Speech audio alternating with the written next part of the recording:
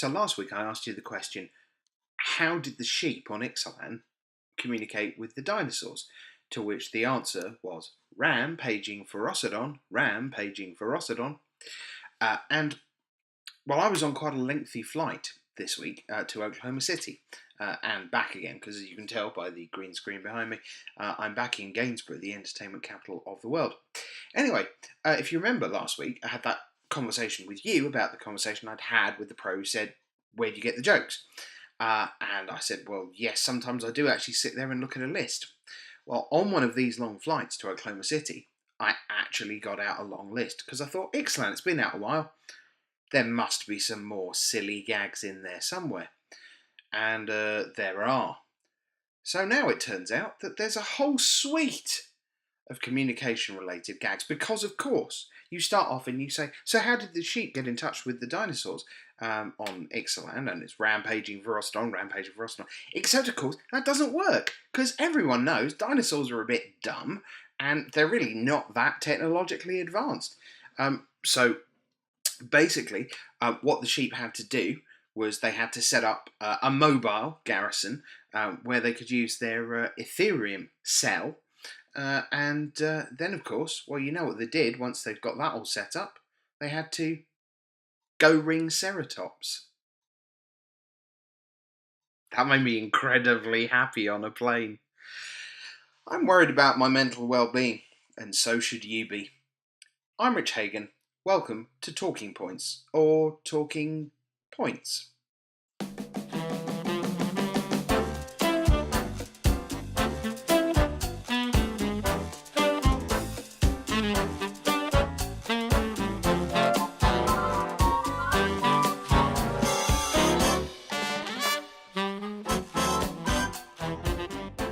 So, yes, welcome to the show. It's another edition. It's episode 6 of Talking Points, or Talking Points, here on Hipsters of the Coast. I am your host, Rich Hagon, back from a rather fine weekend in Oklahoma City. Do you know what? I don't know quite what the word is. It's not xenophobic, it's not racist, it's something-ist. I was amazed at the number of people who were prepared to tell me with a straight face, why are you going to Oklahoma City? Nobody wants to go there. I thought, well, this seems a little bit odd. I mean, presumably it's just a major city with lots of stuff going on, and it's got the Oklahoma City Thunder, and so on. Yeah, it was like almost everyone I spoke to was like, what takes you to Oklahoma City? As if it was sort of a demilitarized zone. Yeah, it wasn't quite Pyongyang, but felt like it on the way. Anyway, turned out to be a perfectly pleasant place with nothing whatsoever to do, except the Great American Banjo Museum. Dueling banjos, ding ding ding ding ding, ding ding ding ding ding ding ding ding ding, and so on, which was rather fine, though I didn't get a chance to go inside. Fortunately, they had banjo music playing outside 24 hours a day. Ding ding ding ding ding ding ding ding ding ding ding ding ding, and so on. So that was rather marvellous. We were near Bricktown, which was this, I suppose, renovated warehouses turned into bars. Although it was weird.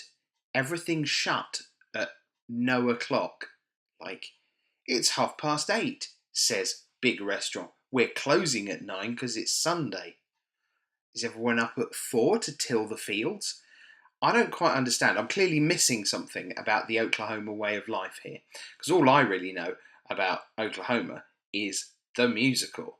You know, oh, what a beautiful morning. I've conducted that show multiple times. So, yeah, you know. And also I've watched South Park, the movie, which, in case you don't know, is basically the opening number is Oklahoma, but with different words. Very different words. So, made it back from Oklahoma City, but weirdly, I was there when something was happening over here in Europe, which was Madrid. So we're going to start with Madrid, then we're going to work our way to Oklahoma City, and then we'll go home. And as usual on this show, I reckon the whole business will take 5 or 10 minutes, maybe. So, Madrid. Well, the first thing was, I woke up on Saturday morning to find out what was going on in Madrid, and the first thing that was happening in Madrid was lots of complaints in my inbox asking, Where is the coverage of Grand Prix Madrid? You are not showing it. Why not? So, I think we've sort of made a rod for our own back in a little way, because this year, in 2017, we tried doing some double weekends.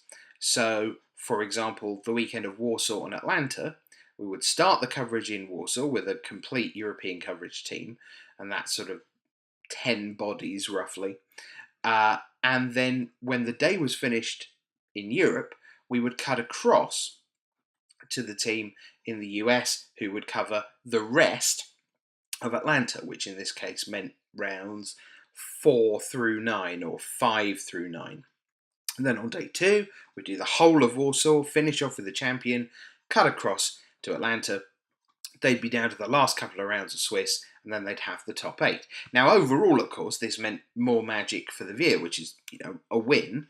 But from our point of view, as I'm sure you can imagine if you think about this for a moment, it involved sending 2 teams to 2 places on 2 continents for 1.5 shows, because half of Atlanta never got shown.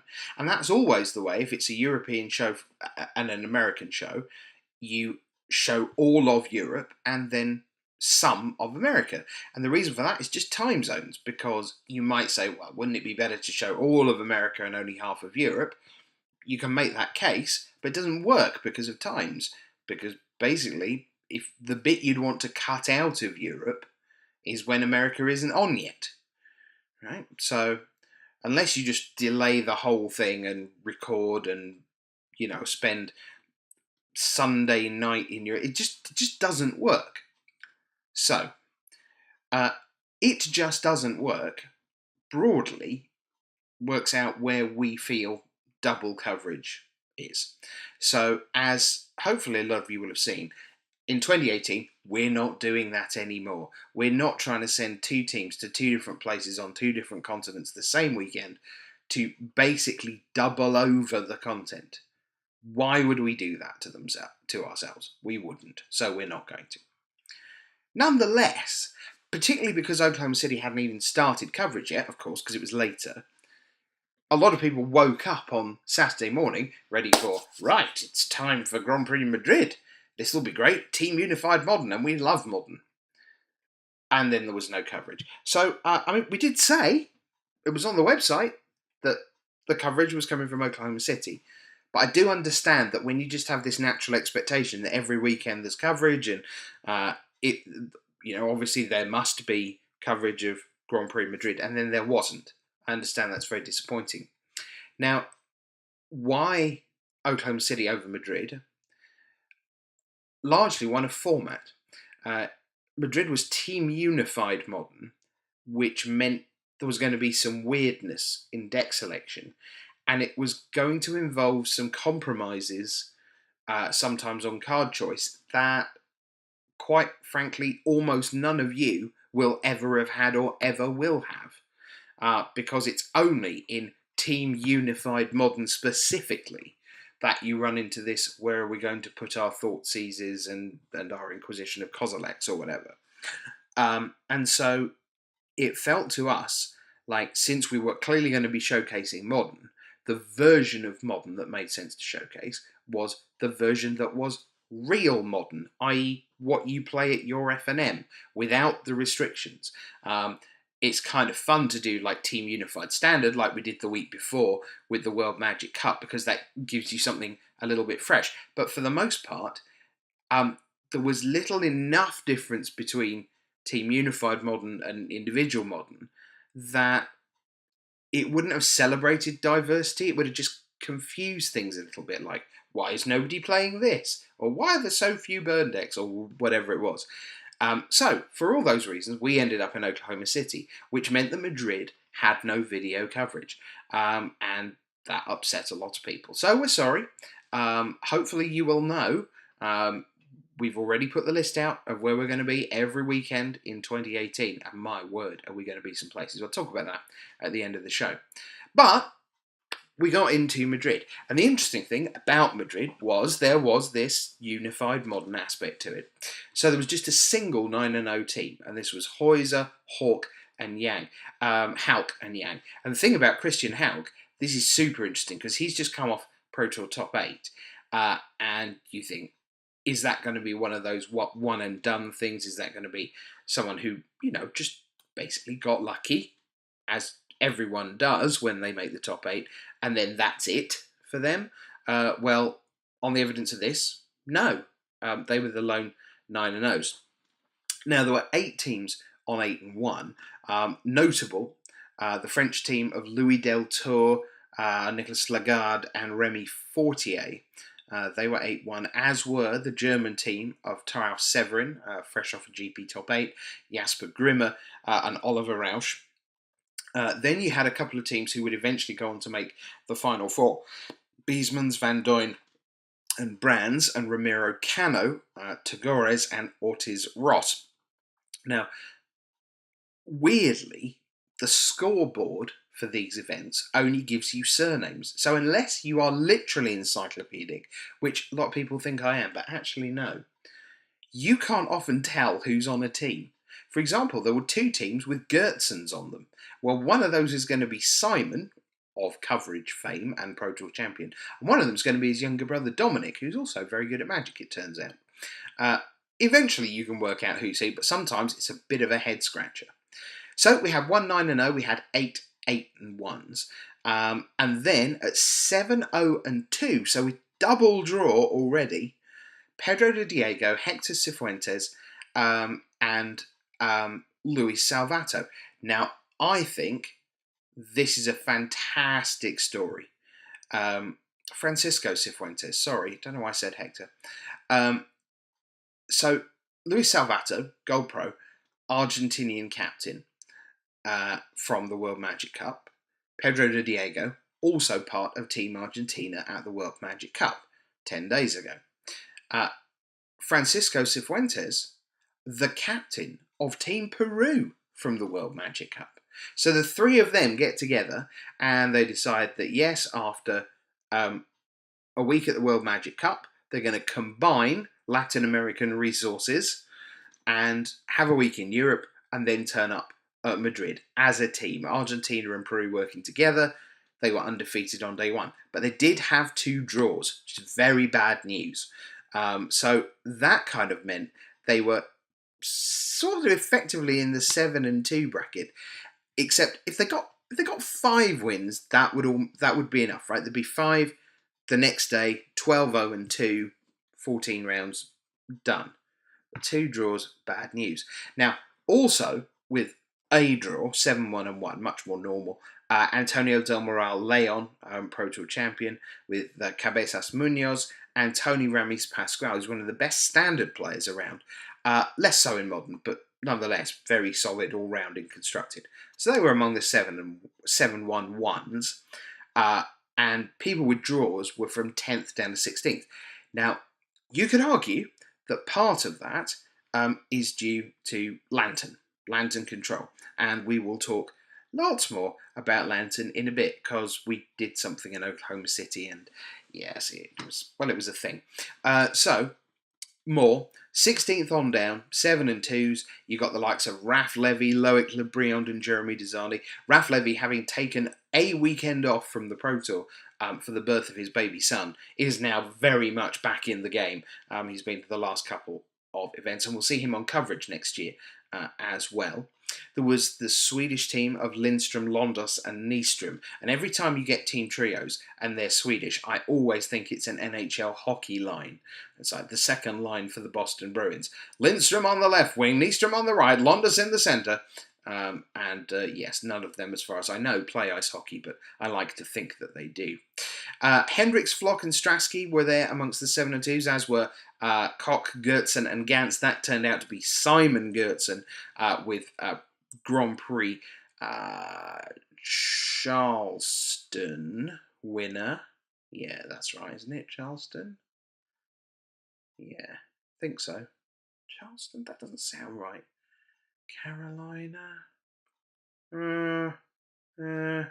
Yeah, well, anyway, somewhere beginning with C, Andy Gantz, and Florian Koch, winner of Bochum, Leon, somewhere, 2010, 2012. I'm being a bit vague today, you know how it is. Um, there were 44 teams at 7-2 or better. Now, just under that mark, 6 wins, 1 loss, 2 draws, see, more draws again, Petr Sahurek, Martin Juza and Gregor Kowalski. Kowalski, of course, from the Polish World Magic Cup team that made the final last week. Last week, Martin Juza said at the World Magic Cup he had found being a captain very tough because there were just so many choices to make, not only in his own game, but on either side. He tweeted this week, coming off his 6-1-2, so obviously a lot of games had gone long. He said, I don't think I've ever been more tired playing Magic. Remember, as a pro, he generally has 3 buys at all these events. He gets up, he has a shower, he has a leisurely breakfast, he wanders into the venue at 11 o'clock. He's still an hour and a half away from his first match. For most of us, with no buys, by the time we sit down to play him at 1 o'clock in the afternoon, we've played close to 3 hours of Magic. And of course, with no buys in team events, he played the full 9 rounds and had all these other matches to take care of. Now, obviously, Sahurek and Kowalski are a step above his 2 compatriots from the World Magic Cup, but that doesn't alter the fact that you've got choices to the left of you, choices to the right of you. And as I say, he just said he'd never been so shattered at the end of a day one. Also in there, the Finns, Kuzma, Hegvist and Pertula. Chris Calcano was on this all-star, not quite 3 continent, but certainly 3 nationality, or more like 6 nationality team. Christian Calcano, Eduardo Sajgalic, and Andrea Mengucci. They were 6-3. Now, a word about Eduardo Sajgalic. So first of all, disclosure, he's part of team coverage. He's going to be doing some events for us next year. But I'm not promoting him because of that. I'm promoting him because I think he's doing something really cool. I love Modern. I know a lot of you do as well. But there's a lot going on in Modern. There are so many decks to choose from. And often, if you watch a Modern streamer, they'll be on Dredge, or they'll be on Storm, or they will be a noted blue-white control player, whatever it turns out to be. But most people have a pretty small range of decks that they're streaming at any given point. And indeed, their choice for what they're going to stream is generally based on some kind of plan. The plan being, I am now testing for the Pro Tour, or I am going to Team Trios and I want to see how Blue-Red Storm works, and so on. Eduardo has come up with a plan that begins, I believe, the day after tomorrow, the 15th. I think is right. Let me just take a look. Yeah, I think that's right, on Friday. So by the time you see this, that's probably tomorrow.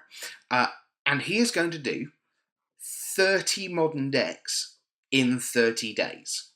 So for the next month, if you want to embed yourself in Modern with someone who really does know what's going on, he's a very sharp guy, Eduardo, and in the top tiers of proness at the moment.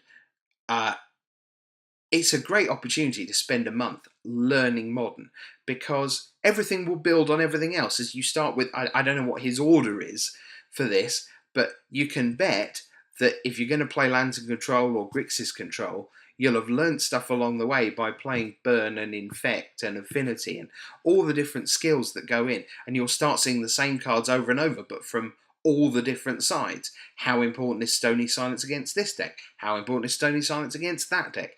I don't think I have an entire month to devote to Eduardo's stream, but I wish I did, because I think it's a great idea, and I like that ideas get rewarded. There's a surprise, an ideas person liking rewards for ideas. But I do like ideas being rewarded. I think this is a really good one. I think Modern's the perfect format for it. You couldn't really do 30 decks in Standard and expect to do very well with a lot of them. And so I think that's just fantastic stuff. Very, very happy that Eduardo's found a niche to do that. And if you feel like giving him some support, go for it. I'm really looking forward to that. Also 6 and 3. Alessandro Portaro, Antonino De Rosa, and Laporta, also 6-3. You have the likes of Lucas Blajon, Reed Duke, Joe Larson. Now, that was one of the superstar teams. Reed Duke staying over from the World Magic Cup, where, of course, USA were knocked out in the last 16 by Wales. And they went 6 and 3, which was disappointing. You had the Danes, which was Enna Voldsen and Michael Bond Pilgaard. That's two of the three that won Grand Prix Lyon. But Chris Larson couldn't be there because he was back to the Navy to go be a chef. So at that point, they bring in a third, Pedersen. So they ended up 6 and 3. And then I also want to mention the Kelterbaums. Now, the Kelterbaums, I think of them as the first family of Magic. Most of you have never heard of them. And the truth is, none of them are spectacular players. What they are, first came into contact with them 10 years ago now at Pro Tour Geneva. In those days, Pro Tours had a bunch of side events, and they had some very weird and wacky side events as well. And Morgane Kelterbaum, who at that time was a tiny person, I don't know exactly how old she would have been. Let's see, 2007. She was probably 10 or 11 or 12, but she was very small and very clearly a little girl. And she won this side event, which was for a giant bar of Swiss chocolate. We're in Geneva, remember. A Toblerone bar. And this Toblerone bar, which was 5 feet tall, was about as tall as Morgane, who won it. And there is a famous picture from this event of Morgane standing beside her Toblerone thing. Why do I do this in every show? Just very comforting. Anyway, so that's Morgane. And then she has an older sister, and she has her dad, Richard, and they used to travel to a ton of European events together. And sometimes all three of them would play, and sometimes it would just be Morgane, who was very competitive and trying to get good, and Dad. And then Big Sister would sometimes not come, and sometimes, as I say, you'd have all three of them, they'd play as a team. And then life changes, as it does, different priorities. You go off to university, you go off to college, and so on. Richard, though, kept on coming. And he's frequently to be seen at European events with a very nice camera in hand. He's a real documenter of the GP scene. And he plays, and he does okay. No GP top 8s, but makes day 2 a bunch of the time, and that's a good benchmark for him. It's like, can I make day 2 at this one? Oh, I did, great. And if he doesn't, then he goes sees the city. And those are his holidays. He has weekends away at Grand Prix. Anyway, haven't seen the three of them together for a long time, probably 3-4 years. Here they were, once again, 6 and 3, so they made it through to day 2. Good job by them. And just great to see them. And, you know, those are the stories that get lost. The idea that there is a family there whose whole lives have been shaped around these little punctuation marks of going to Madrid and Stockholm and Rotterdam and Warsaw and sort of getting a cultural smattering of all these great cities whilst playing Magic and hanging out as a family. Just great stuff. So the Kelterbaums, just thought I'd tell you their story, really. Now, Toby Henker, who's our text writer over in Madrid, he wanted to see what deck diversity was like. So, start of day 2, he looks at the top 10 tables, which sounds like 10 or 20, but is actually 60 players, because every table has 3 versus 3. So he looks at 60 decks. How many different decks do you think there might have been? Well, there were 20. 20 is a lot of different decks, but it's not a lot for 60 players, right? From 60 players, you would think there might be a bit more diversity than that.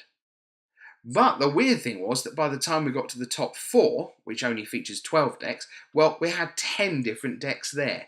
So, yeah, Modern continues to be incredibly diverse. Now, before I get to day 2, I must point you in another direction. You may be aware of the Grafensteiner brothers, Toby and Daniel, and Christian Seibold. They play together as a three. They've done very well. They nearly made the top four in Lyon. They played for the top four in Lyon. They are the champions of Grand Prix Barcelona a couple of years ago. Are you aware of a film called Downfall? Downfall is a German language movie about the last days of Hitler in the bunker. And it's mostly told through the eyes of his secretary, if memory serves. I haven't seen it for a long time.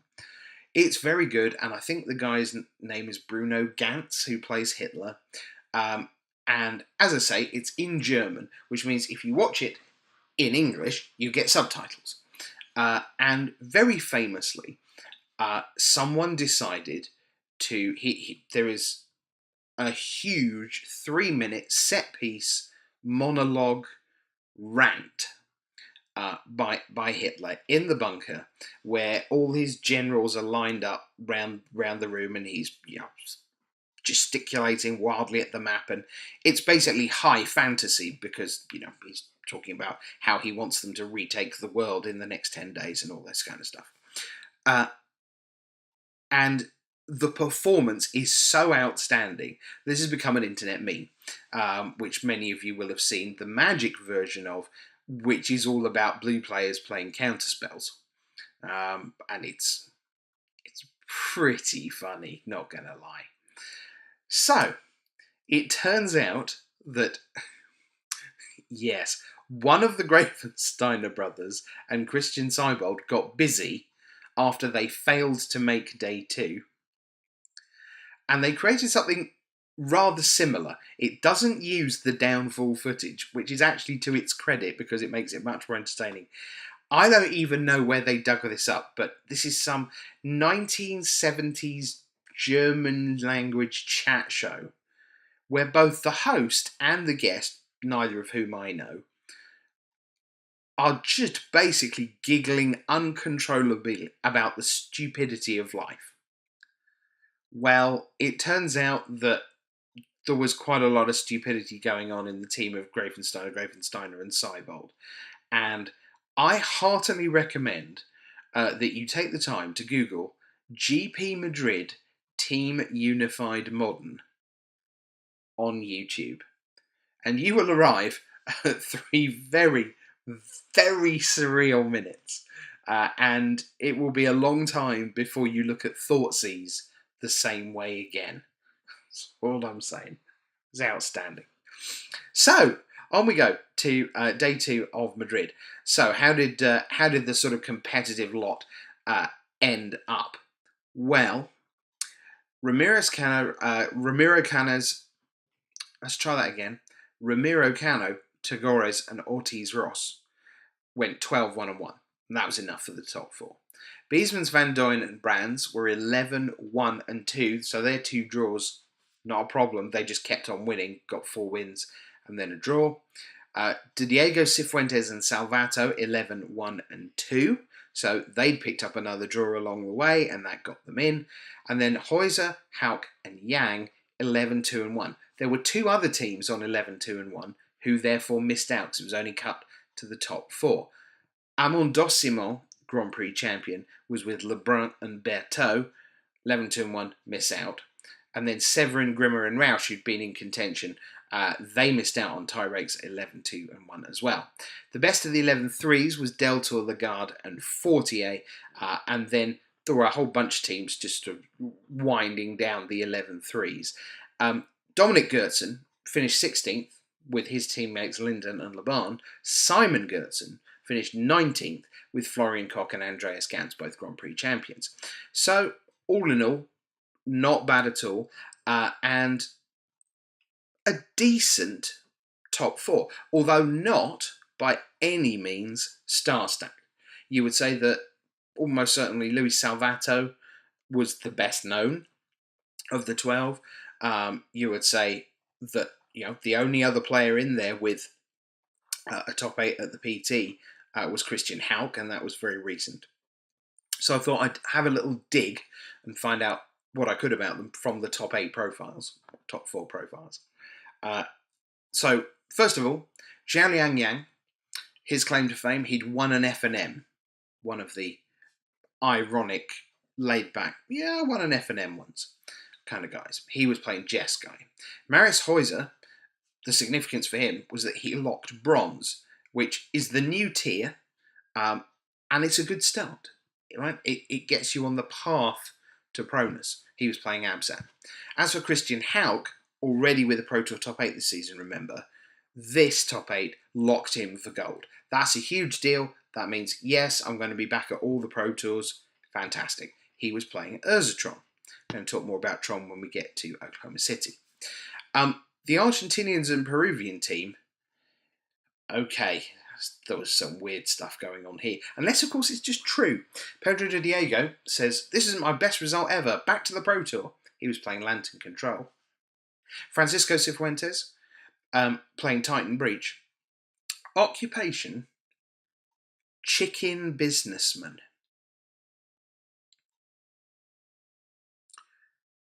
Let's think about that for a moment. What is a chicken businessman?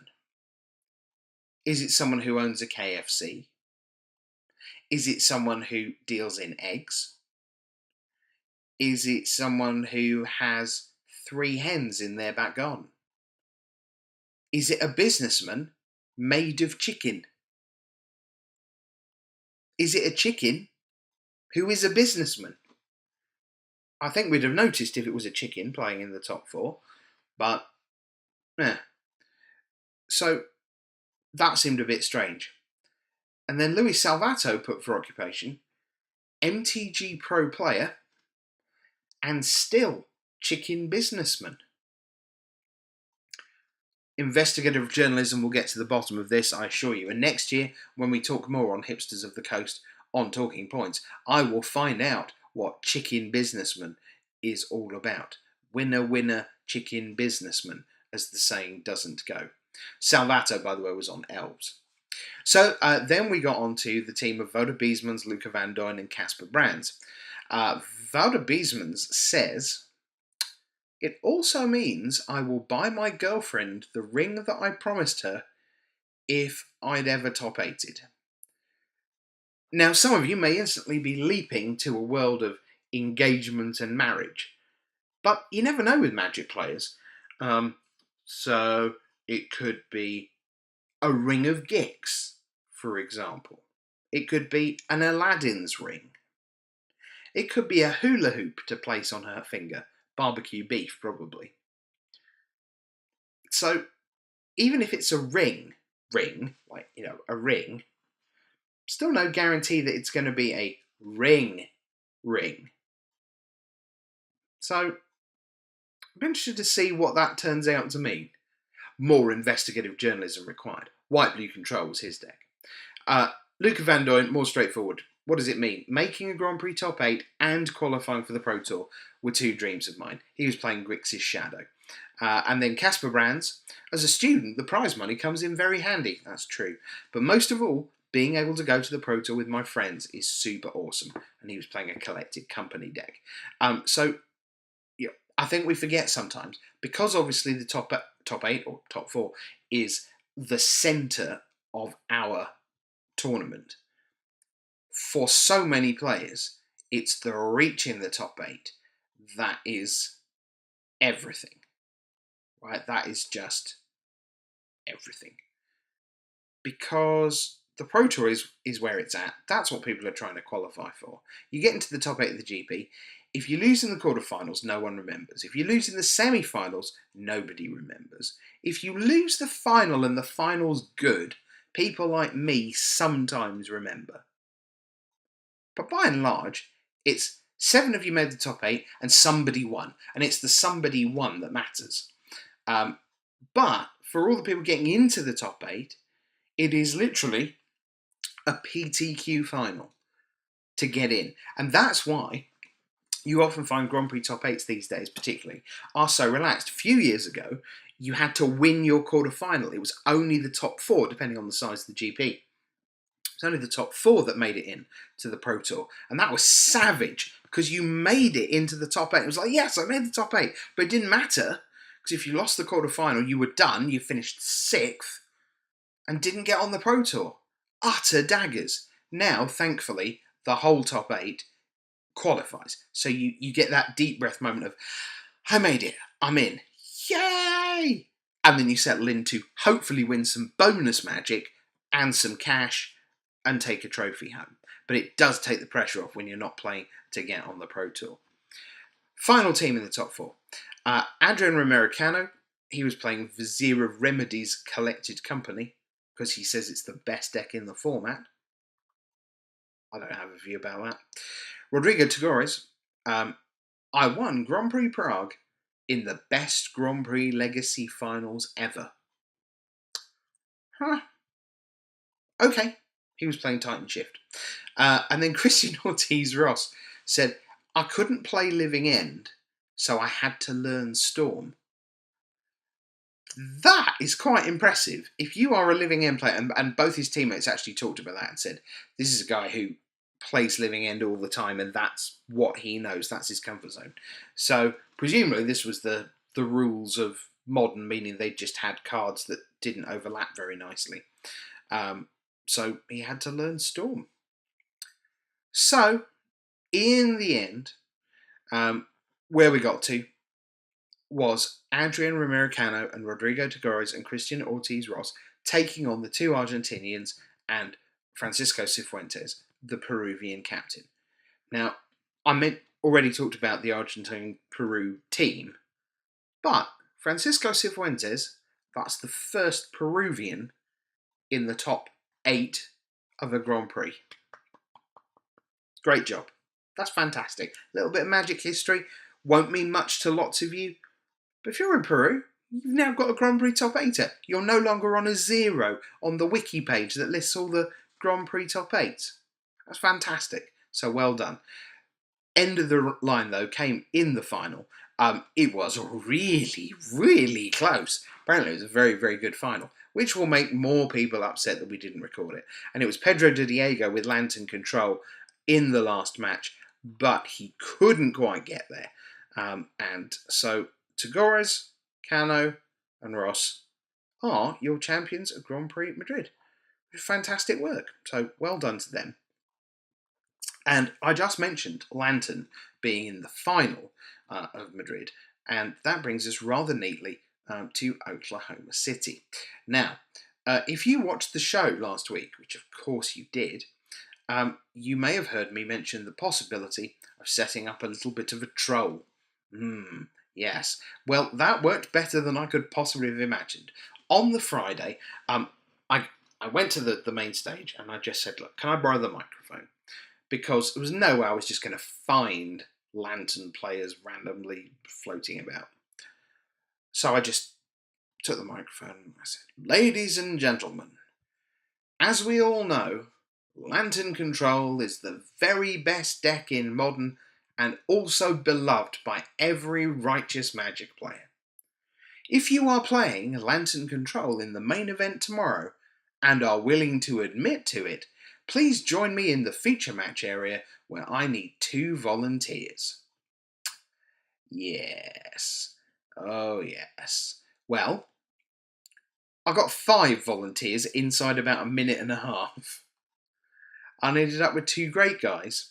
I explained the concept to them that I was creating Lantern Hell for the audience at home, and they thought this was splendid. Remember, all Lantern Control players do fundamentally like to torture people in the best possible consensual way.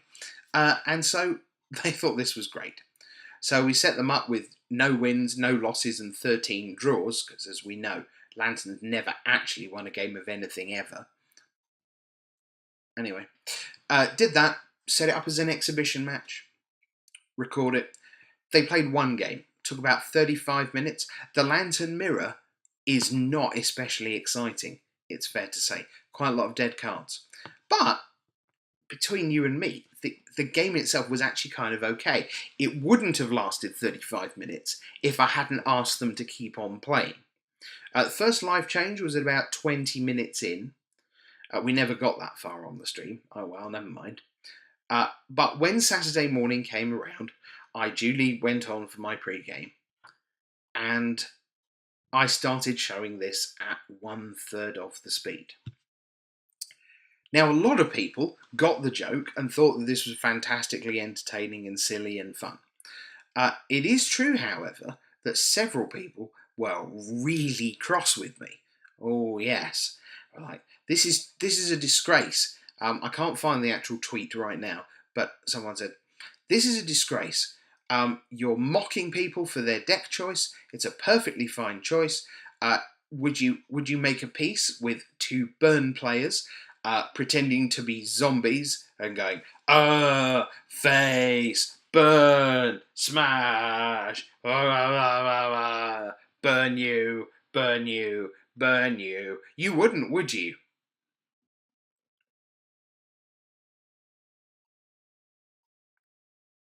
Thanks for the idea. That's a great plan. Maybe we'll do that another time. So anyway, we showed Lantern at a third of the speed. It is everything you could have hoped and more. It's right at the start of the stream, so if you want to check it out, feel free. We showed a little bit again later, and yes, it was a thing. And I will certainly bear in mind that burn zombies burn thing.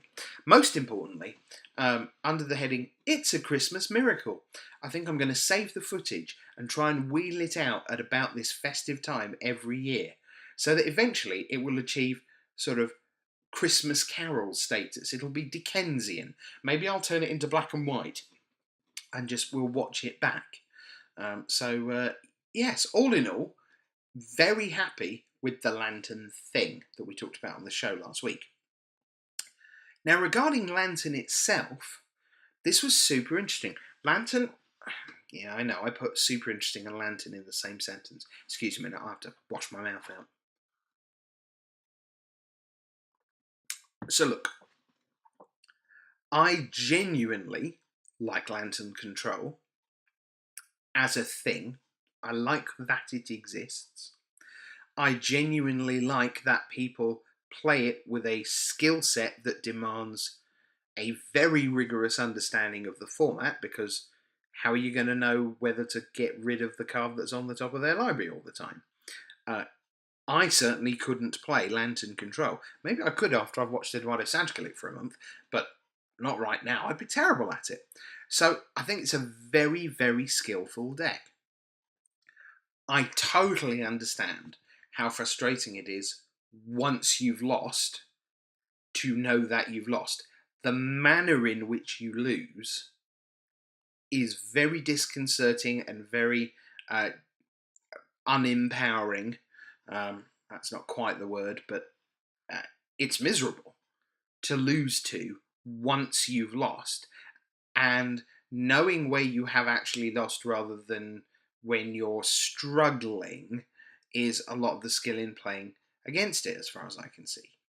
What's interesting is that it went from a niche deck, apparently, that very few people would play or could play or wanted to play, to suddenly seeming like it was everywhere. I say I got 5 volunteers at 3 o'clock on Friday afternoon amongst people who were not at that point playing in a trial or drafting and felt like they had some time spare.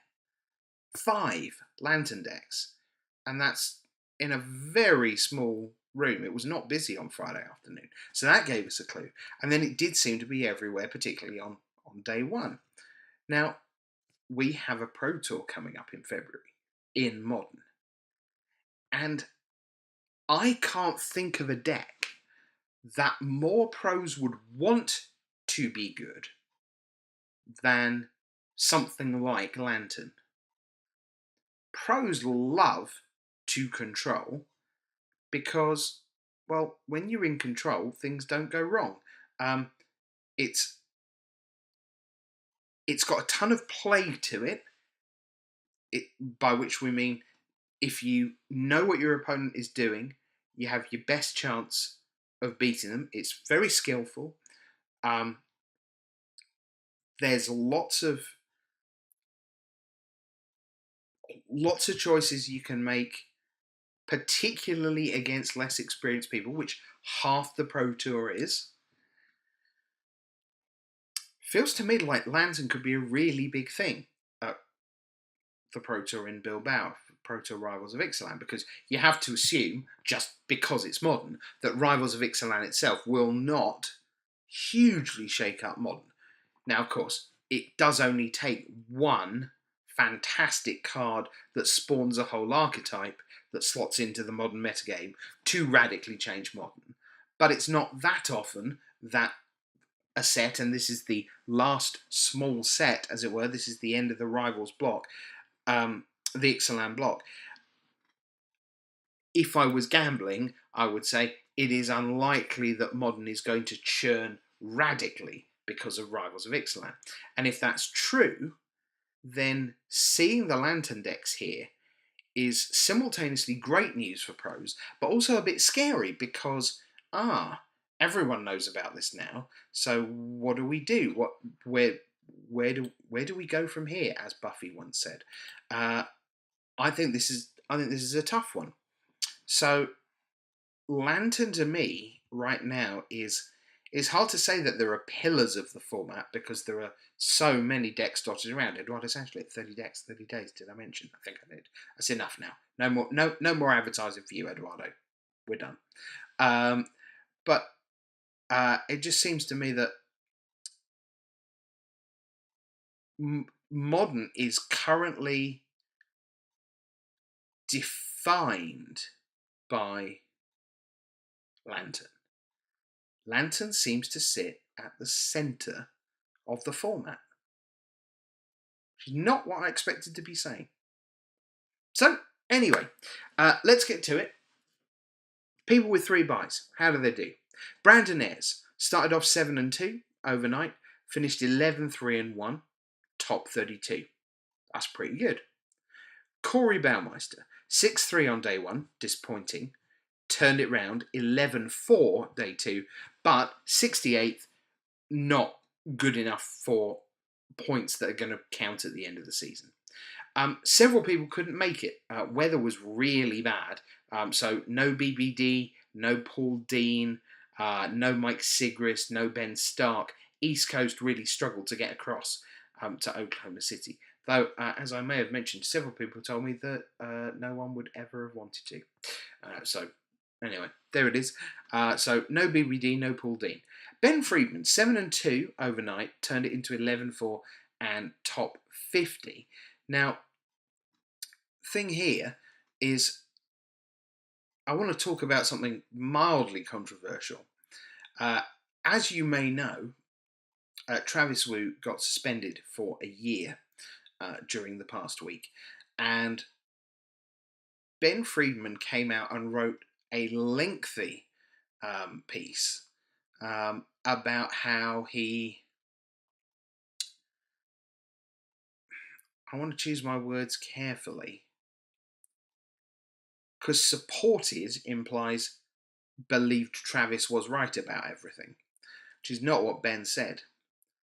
Basically, what he decided to do was say, I am a friend of a person, and this person is someone I like, and this is someone I think I understand pretty well, and they are obviously having a hard time at the moment because they've just been banned for a year, which is not great when Magic is, a part of the livelihood and whatever.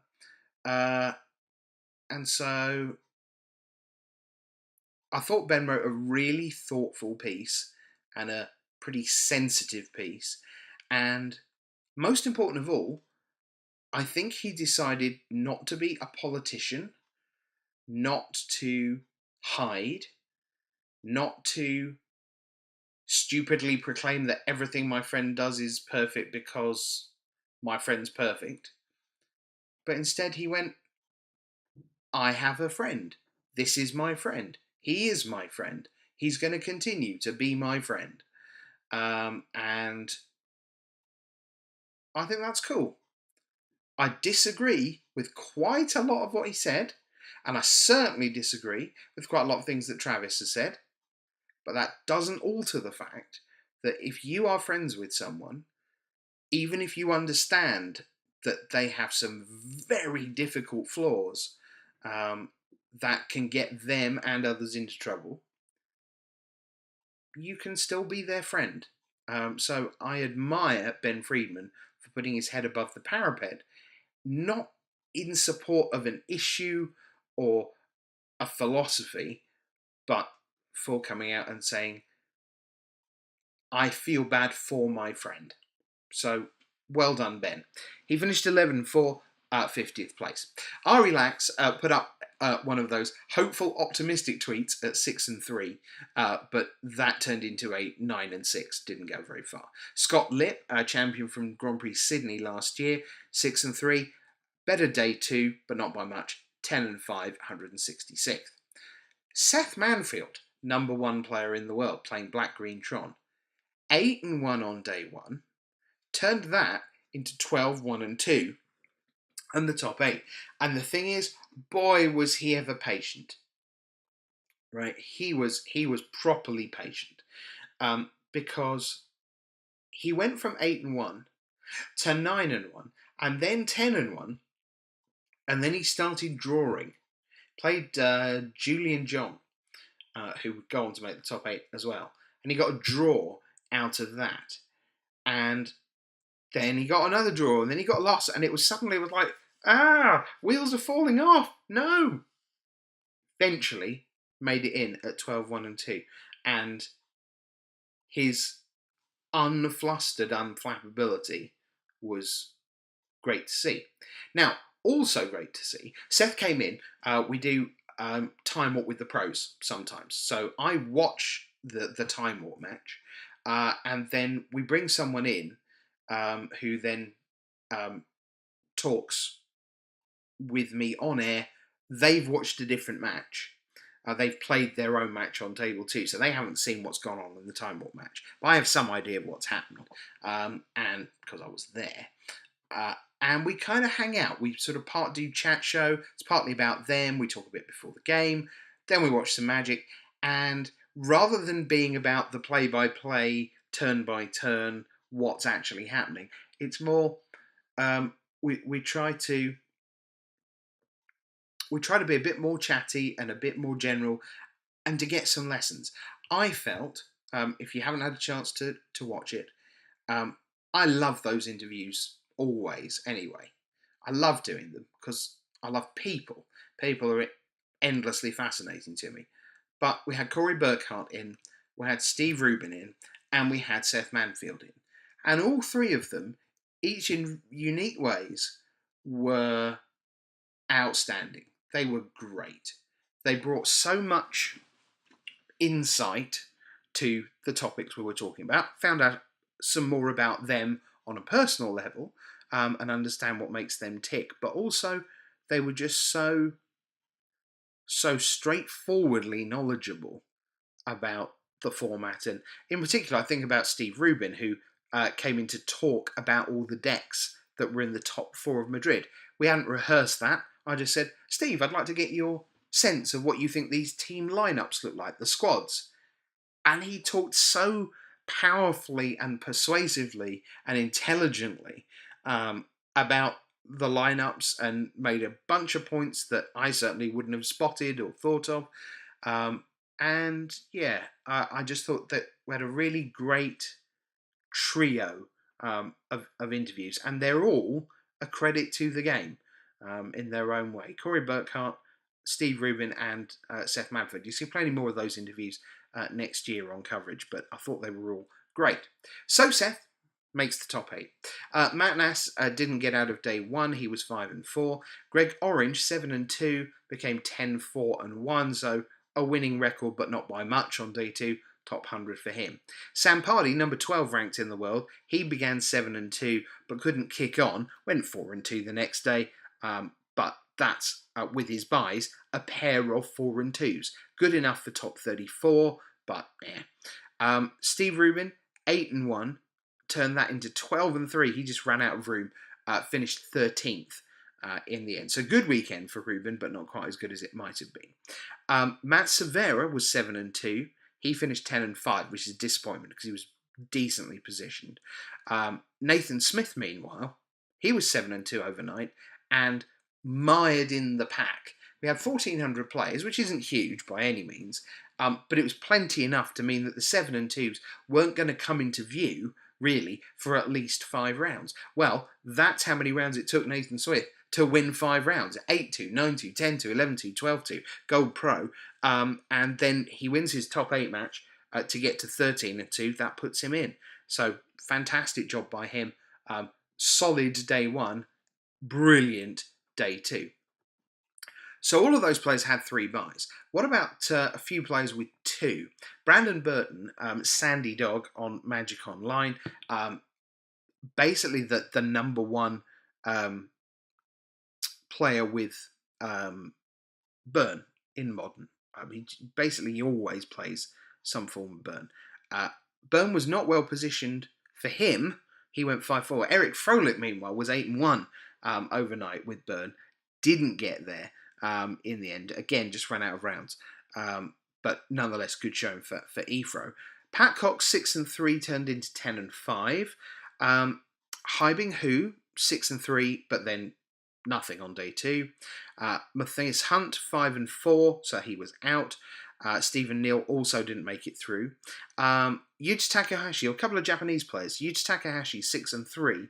He went to 11-4, top 100, so a 5-1 day 2 for him. Yoshihiko Ikawa, 7-2, 11-4, top 60 for him. Nice to see both of them there. Yuta Takahashi now heads on to Singapore next weekend. Marcelangelo Zafra was 8-1. He played Brian Kibler for top 8 of the Pro Tour Austin in 2009 that Kibler would eventually go on to win. 8-1 overnight for Zafra. Horrible day. On day 2, 10-5, 101st. Also 8-1 overnight, Andy Solano turned 8-1 into 10-5, 103rd. Another disappointment. But then, Zach Elsick. Now, Elsick was the reigning Oklahoma City champion. He was 9-0 at the end of day 1. And you would have thought, yeah, he's in. It's like Lantern Control, unbeatable. He's playing Lantern. He's just doing everything he could. Outstanding. Didn't make the top 8. Not even close. Had a pretty wretched day 2. Now, 5 players had perfect records at the end of day 1. How did they do? I'm glad you asked. So Zach ends up with 10 wins, 1 draw, and 4 losses. 10-4-1 from 9-0. He only won once on day 2. Similarly grim, Nathaniel Perigo, who was 9-0, 10-5. So 1-5 for him. So between them, 2 wins, 1 draw, 9 losses. Terrible. Slightly better for Josh Hoffeld, 9-0 into 11-4, but still 2-4 on the day, 33rd overall. That's not good. That's not good at all. Oh dear. Did anyone make it in? Well, yes. Julian John, 12-1-2. Now, he had that draw with Seth Manfield earlier in the piece, and by the time he'd won going into the last round, he was able to ID, because he'd been right up at the top, obviously, from 9-0. So his tie breaks, he knew that was going to stand up. So he ID'd on table 2 for that one. And then Patrick Tierney, quietly, no one was really paying him any attention with his Jeskai Breach deck. And he was very close to perfection. He finished 14 wins, no losses, 1 draw, going into the top 8. It's obviously fantastic. So, of the 5, only 2 made it in. That's not what you expect. You would expect probably at least 3. And the Zach Elsick and Perigo just demolished on day 2. And so we reached our top 8. And the thing here was that, weirdly, we'd got rid of all the Lantern. I think in part because of the thing that we'd done on the stream with playing it at 3rd speed and whatever. People were extra twitchy about it. And like, why are you showing Lantern? Why are you showing this? Why are you showing...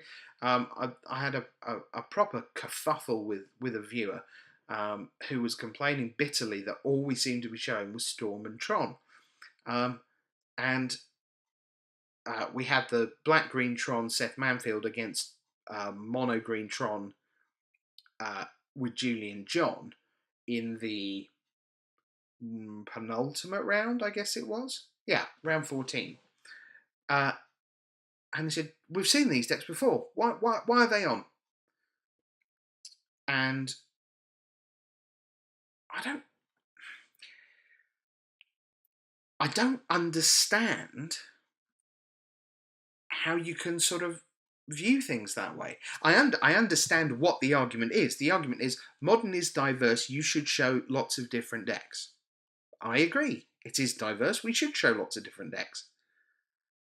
But we've just shown 13 rounds of the tournament and up to 4 feature matches every round. Indeed, up to 5 feature matches every round. Because some rounds on day one were so fast. Dear Lord, we hit a run of 3 rounds in a row where we could not buy a third game anywhere. It was just 2-0, 2-0, 2-0, 2-0, 20 minutes, everyone's done. No! Ugh, nightmare. But anyway, back to the story.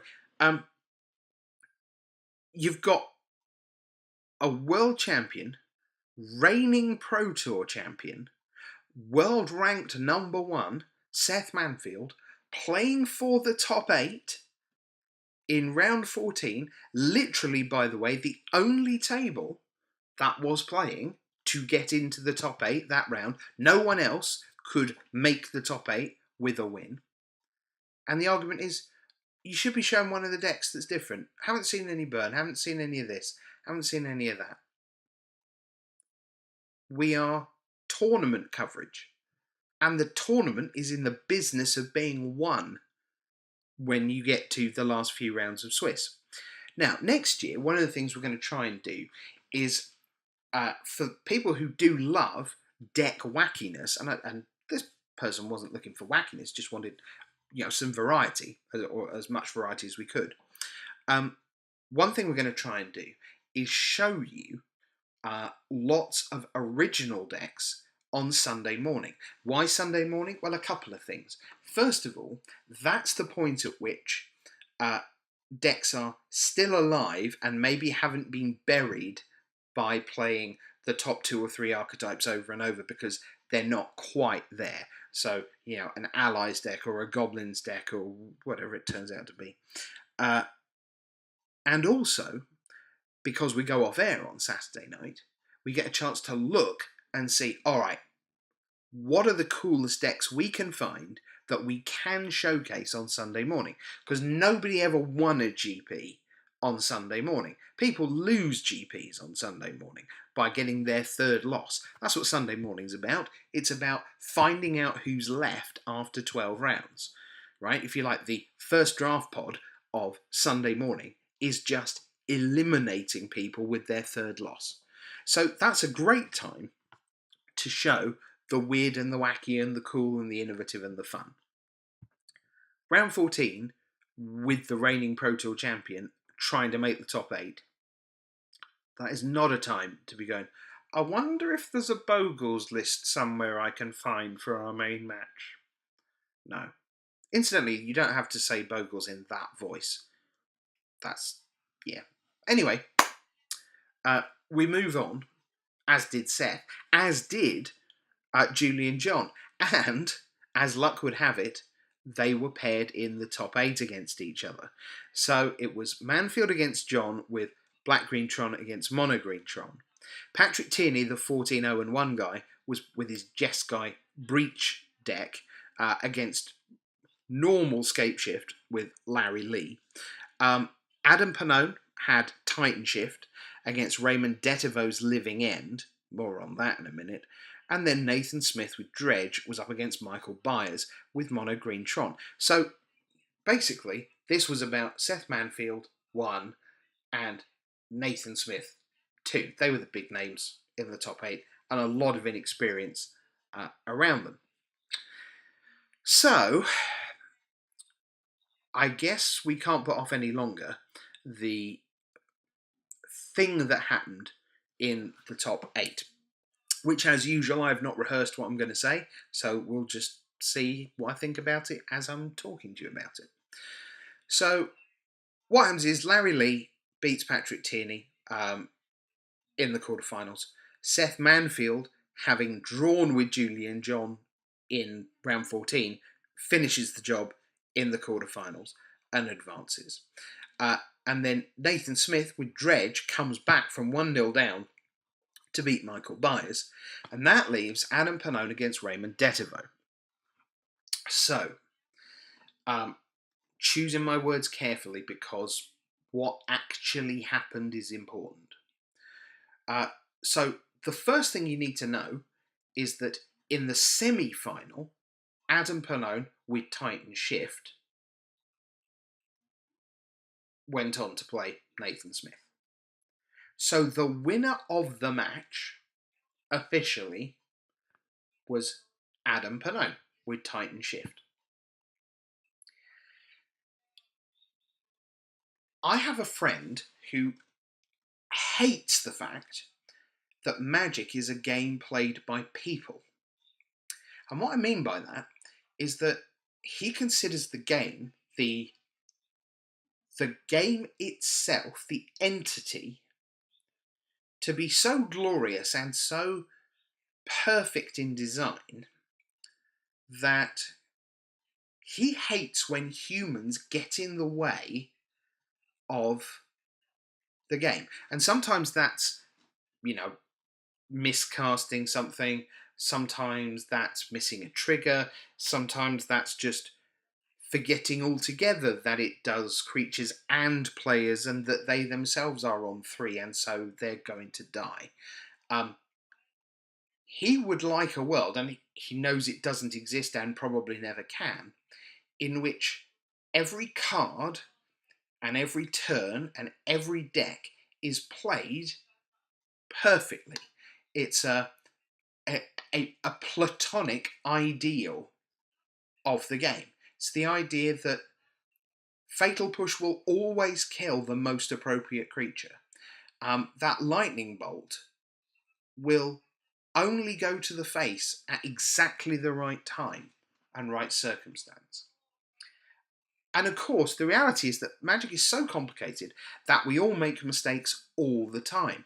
And indeed, something that was super interesting to me at Worlds is that when Javier Dominguez made what Marcio Carvalho thought was a big mistake to end the match, there was a sense of William Jensen had made the least mistakes. And of course, the better Magic gets as a game, as a community, the more mistakes will become critical and fewer and smaller, which is why the Pro Edge is getting smaller and smaller and smaller. And as someone who's been playing for 20 years and played a lot of my early Magic against players who were going to their monthly tournament locally as the one time in the month they would touch their deck and would see nothing online in between, that 6 rounds that they played where they went 2 and 4 or 1 and 5 was the only place that they could learn what their deck did or didn't do. And so if you knew the rules, and I'm not talking about rules lawyering, I'm just talking about understanding how the game worked, you had an enormous edge over people. Gigantic. Even things like a card called Prodigal Sorcerer. Tap, deal 1 damage to target creature or player. Well, that's an instant ability, which means you can do it at the end of your opponent's turn. In 1997, any number of people only ever used that at sorcery speed. They go, my main phase 1, tap Prodigal Sorcerer, deal you 1. Ha-ha! So, the edges were enormous. But the fact remains that Magic is a game of mistakes. It's always been a game of mistakes, and I think it always will be. It's just the line of what a mistake is changes. So the scenario. Anapanone is going off with Titan Shift. He has Raymond Dedivo in his sights and is going to resolve Escape Shift.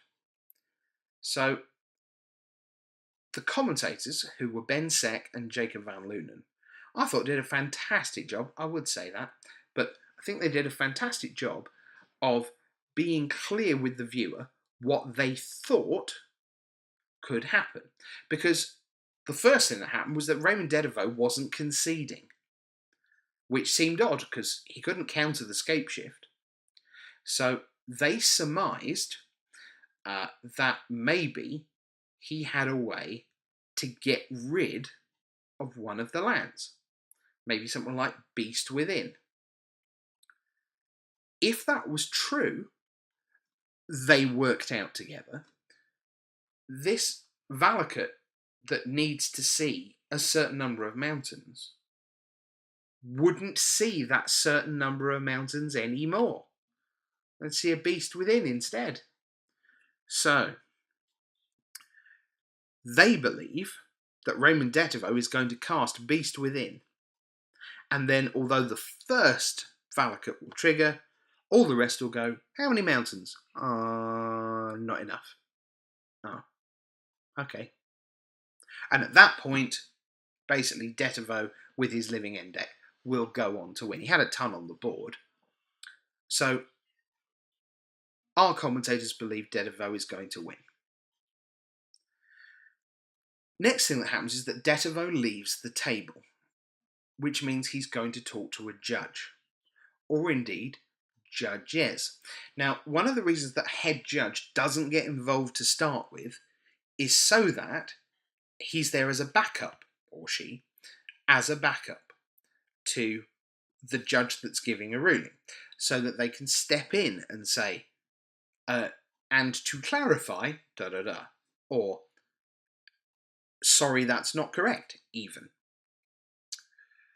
So the conversation between Raymond Dedivo and a judge was quite lengthy. And of course, Chat, who loves a good drama, decides to get involved, as you should, and work out, okay, so what's he asking? And this is where things become very difficult, because judges are not coaches. Judges are not there to tell you how to achieve the things you want to achieve. So if I say to a judge, Judge, I think I'm about to take 18 and I'm on 18 life. Is there a way for me not to do that using Beast Within? They're not going to answer that, nor should they. Of course not. That's just strategic help. I've given you a silly example of a question, but I hope you can see you can't answer that as a judge. If they say, Judge, I've got a Beast Within. If I cast it, what will happen? See, that's really hard, isn't it? Because the answer is, well, read your Beast Within. Tells you what will happen. But of course, you don't want to know what does Beast Within do. You wish to know what the impact of Beast Within will have on the game that is currently taking place. But all of that information is derivable. It's got nothing to do with the judge. That's derivable from your card Beast Within and their card Valakut the Molten Pinnacle. It says right there on the card. Then, if you have 6 or more mountains, deal 3 damage.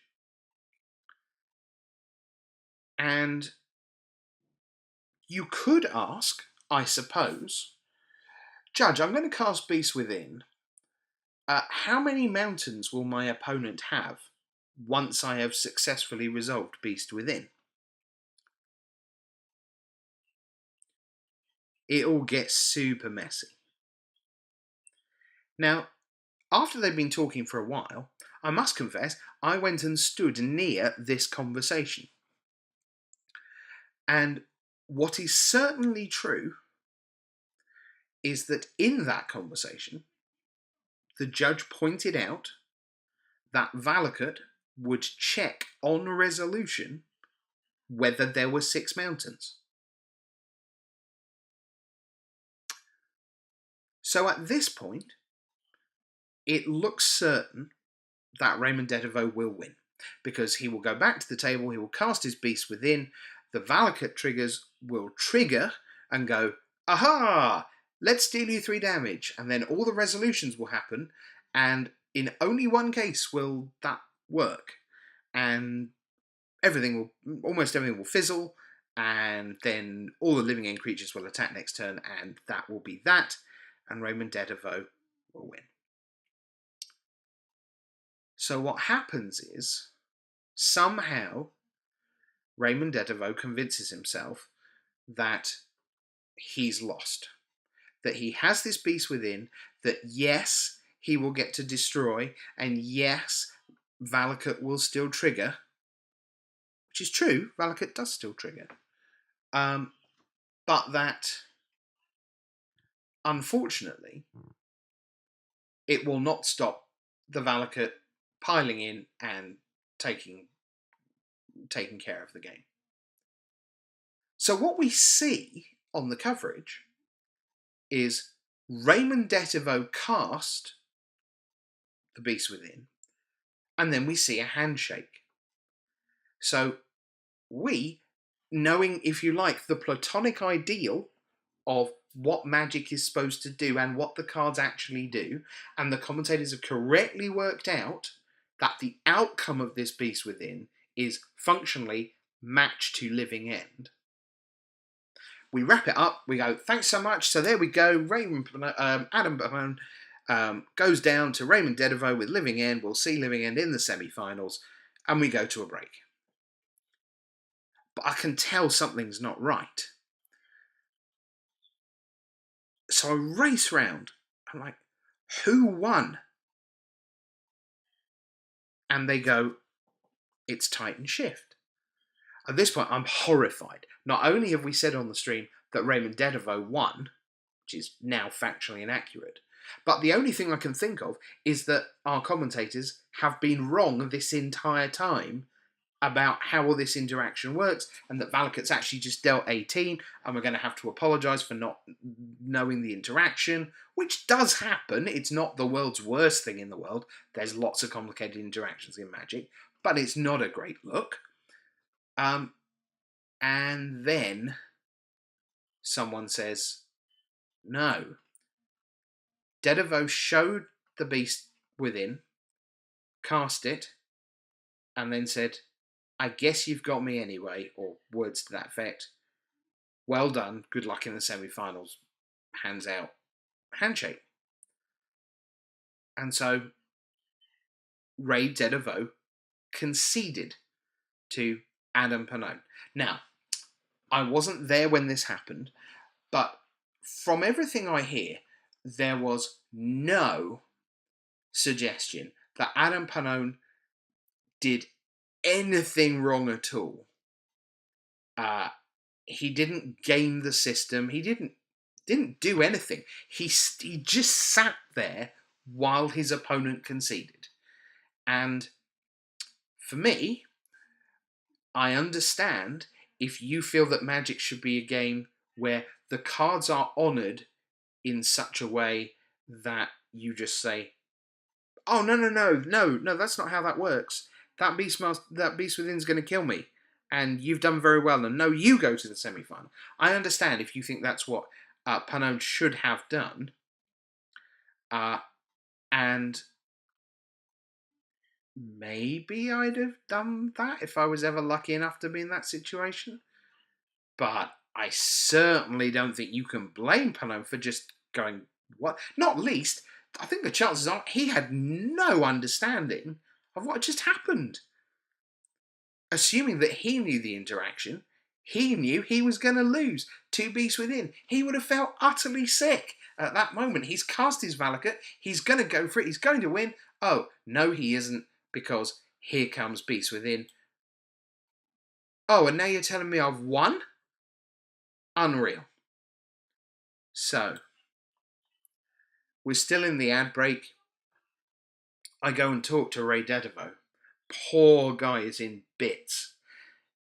He's made the top 8. Fantastic. He's going to the Pro Tour. Fantastic.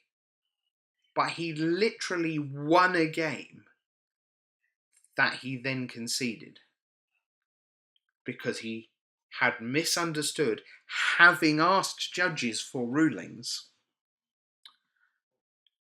And of course, he had an adrenaline dump and was just taken apart by it. So, congratulations to Ray Dedevo for, as I say, making the top 8, for going to the Pro Tour. And huge commiserations, because that's a terrible way to lose. And to Adam Pannone, well done for making it into the top 4 in extraordinary circumstances. Magic is a game of mistakes. And obviously chat was OMG. And for a long time afterwards, everyone kept coming back and going, wait, where's the Living End in the semi-finals? Because Living End won. I know they won because I watched him win and you told us he'd won. Where is he? So that fire went on for quite a long time. In the end, though, Pannone advanced, and then in the semi-finals got past Nathan Smith. And that set up a final against Larry Lee. So Lee was on Scape Shift, Pannone was on Titan Shift, and all of a sudden, in a kind of look over there way, a weekend that had looked like it had started out as a Lantern Control weekend in so many ways, with the Zach Elsick 9-0 and the Lantern thing at the start of the weekend, and being in the final of Madrid, and people talking about it as being one of the best decks in the format, and certainly central to the format. And then we end up with 2 Scape Shift decks in the final going at each other.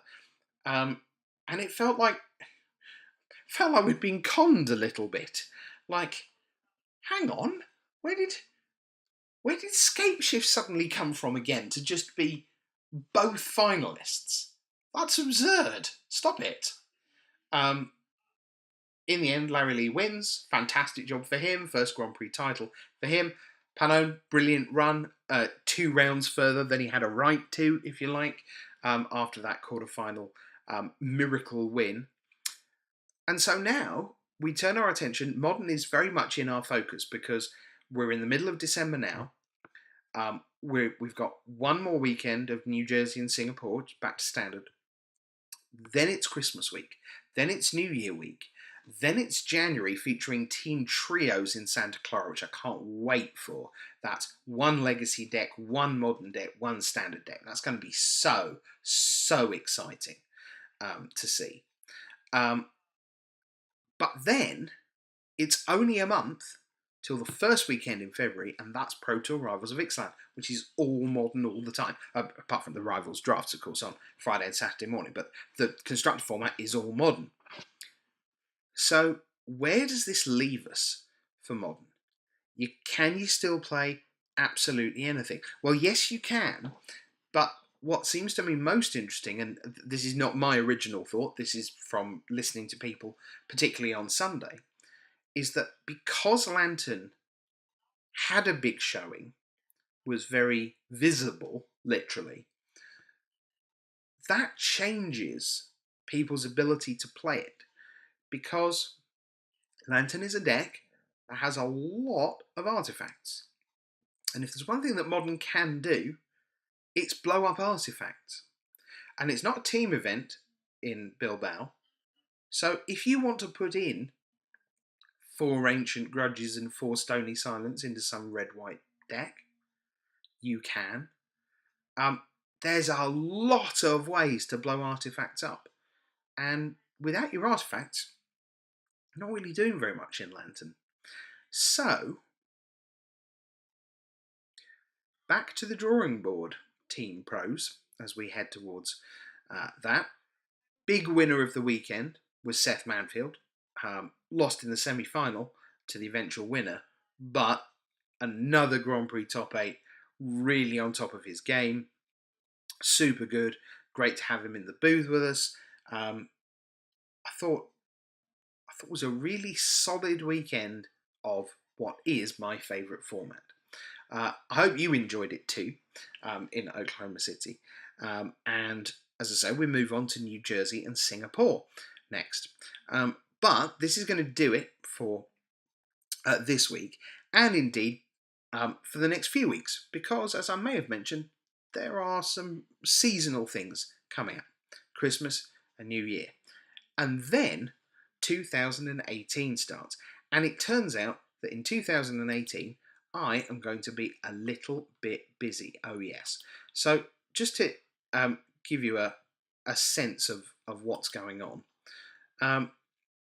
next year, the things that we're proposing to cover are Santa Clara Team Trios in January, Indianapolis, which will be Team Limited, London, which will be individual limited with Rivals of Ixalan. Indianapolis will be Rivals of Ixalan as well. Toronto, which will be modern. Lyon, which will be modern a week later. Memphis, which is standard the week after that. Then we take a week off. In March, we go to Madrid for Team Trios. Then we've got the first of our triple day GPs. That's Seattle in April, Legacy and Standard for that. Then it's Hartford for Modern. Then we go to Bologna a couple of weeks after that for Team Limited in the EU. Then it's Regular Limited at Dallas. Then a 3-day event, Legacy and Standard in Birmingham, my home country. Then we get a week off for good behaviour. Then we go to Washington, D.C. for Team Limited, a week ahead of the Pro Tour. Then it's Copenhagen, which Standard. A week after that, it's another 3 days in Las Vegas. Then it's Pittsburgh, somewhere in there. Maybe we'll get to US Nationals. Maybe we'll get to Japanese Nationals. That's just the front half of the year. It's going to be chaos. Someone said to me, went on Twitter and said, I hope to get to an event with Rich Hagon at it. My friend, that will not prove tricky since I'm basically at everything, is what it feels like. So, going to be a fantastic 2018. I want to thank my good friends Rich Stein and the boys and girls at Hipsters of the Coast for giving me this opportunity to share the last 6 weeks with you. Hopefully we'll be back in the new year with more talking points, yeah, that thing. And it's been great. So with the news that Larry Lee wins in Oklahoma City, and that the Argentinian-Peruvian contingent got as far as the final, but in the end it was Spain that took down the title in Madrid, which has a certain symmetry to it, I think we can agree. I will love you and leave you. Say Happy Christmas, Happy New Year, peace and goodwill to all, men, women, and everyone in between. And we'll see you again very, very soon here on Talking Points or Talking Points.